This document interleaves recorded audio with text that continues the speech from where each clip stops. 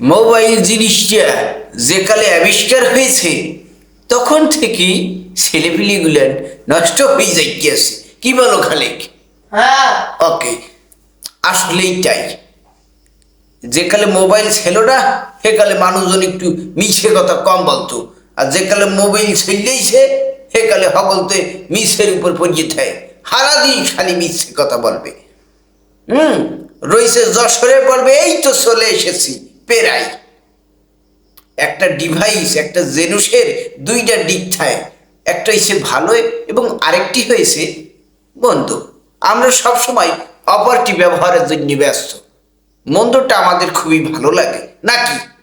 হ্যাঁ, এইটাই, মন্দ জিনিসে আমাদেরকে টাইনে লই যাই, ভালো জিনিস আমাদের ভালো লাগে না।